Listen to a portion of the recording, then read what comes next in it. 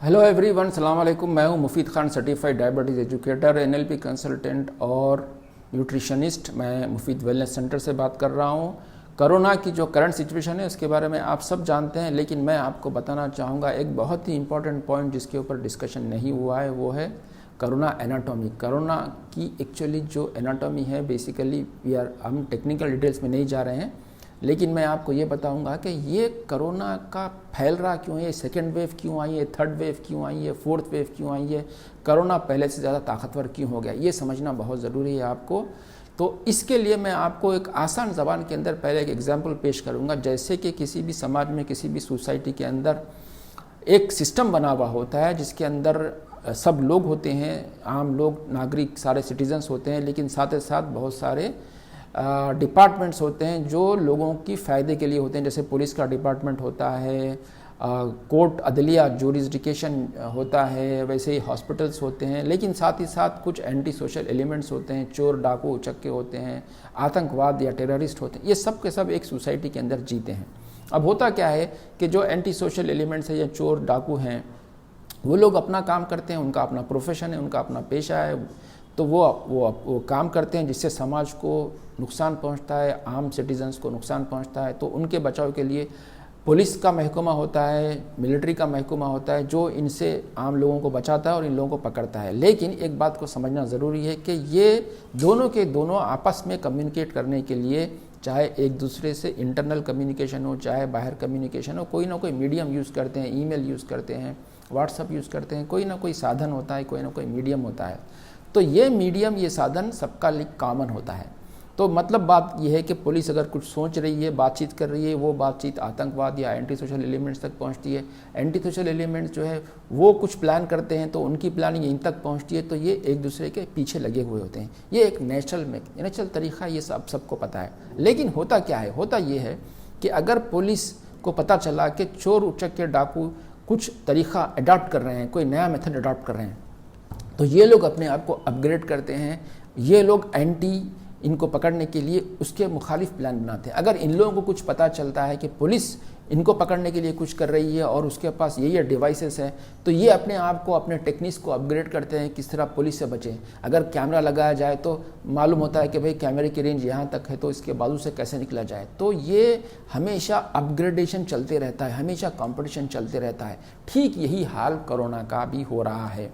पहले कोरोना का एक सिंपल सा वायरस आया जिसके बारे में हमने आप सबको पहले भी बताया था कि कोरोना सिर्फ एक वायरस है, हज़ारों लाखों वायरस हमारे पास हैं। इनफैक्ट आपकी जो बॉडी है वो 40% बैक्टीरिया और वायरस ही है। तो वायरस कोई नई चीज़ नहीं है, कोरोना कोई नई चीज़ नहीं है, नया है सिर्फ उसका नाम। अब होता यह है कि ये कोरोना तो है ही, और भी दूसरे बैक्टीरिया है वो आपके ऊपर अटैक करते रहते हैं। लेकिन इससे पहले जब आपको फ्लू आता था, इन्फ्लुएंजा वायरस आता था, कोई भी वायरस आता था, तो आप पैनिक नहीं होते थे। तो वायरस आता था, 2-3 दिन के ऊपर आपके ऊपर इफेक्ट करता था, कभी आप जीतते थे और मोस्टली हम ही जीतते थे, क्योंकि हमारे अंदर, बॉडी के अंदर सेल्फ डिफेंस मैकेनिज्म है। और कोरोना खामोशी से जहाँ है वो हो जाता था, जो उसका फंक्शन है ठीक ठाक हो जाता था आदमी पर 3 दिन में, बगैर किसी दवाओं के। कोई उसकी दवा आज तक बन नहीं सकती। लेकिन अभी हुआ ये है कि पैनिक क्रिएट कर दिया गया है, कोरोना का डर। अब जैसे कोरोना का डर क्रिएट किया गया है, कोरोना के बारे में इतना कुछ दवाएं आने लगी हैं मार्केट के अंदर, ये मेथड अडॉप्ट करो, वो मेथड अडॉप्ट करो, तो कोरोना भी इसी समाज का हिस्सा है, इसी माहौल का हिस्सा है। तो जो आप कम्युनिकेट कर रहे हैं वो उसको भी समझ में आता है, वन वे और दी अदर। तो वो अपने आप को अपग्रेड कर रहा है, चुनाचे ये म्यूटेट होता है। अभी तक के ये किसी ने कहा 66 बार, किसी ने कहा 100, 200, 1000 बार म्यूटेट हो चुका है।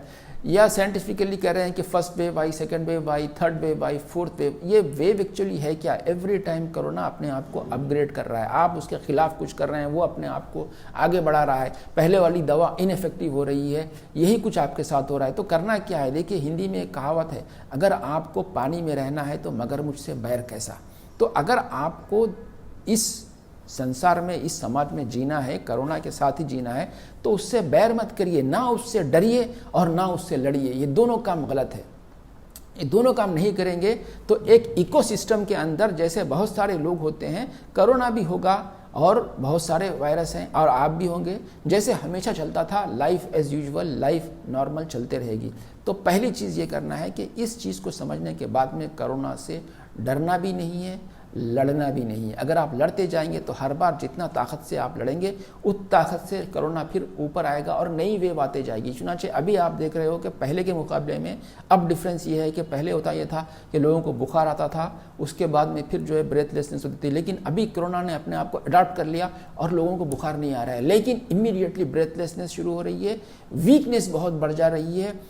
और फिर चूंकि पहली मर्तबा लोगों को पता नहीं था तो अब लोगों को पता होगा, घर के अंदर ऑक्सीजन सिलेंडर्स ला रहे हैं। जैसे ही ऑक्सीजन सिलेंडर लगाया 24 आवर से ज़्यादा लगाने के बाद वो निमोनिया के ऊपर पड़ जा रहा है, लंग्स डैमेज हो जा रहे हैं। अल्टीमेटली जीत आपकी नहीं कोरोना की हो रही है, हज़ारों पेशेंट्स मर रहे हैं। फिर एक बार लॉकडाउन आने की बात समझ में आ रही है।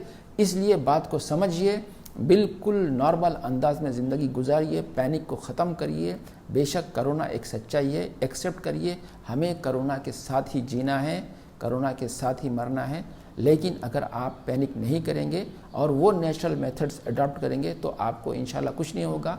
ब्रेथलेसनेस हो तो क्या करना चाहिए, इसके बारे में मेरी इससे पहले भी एक वीडियो आ चुकी है प्रोन वेंटिलेशन पे। एक और वीडियो मैंने डाल रहा हूँ जिसके अंदर कुछ बातें, एक नया मेथड ब्रेथलेसनेस को कैसे अडॉप्ट करें, ब्रेथलेसनेस को कैसे कम करें, एक नया मेथड वो भी बता रहा हूँ मैं आपको, और एक प्रैक्टिकल डेमो भी दे रहा हूँ। तो इस सारे वीडियोस को देखिए, इंशाल्लाह ये चीज़ें आपको पसंद आएंगी। इस वीडियो को देखने का शुक्रिया। अस्सलाम वालेकुम।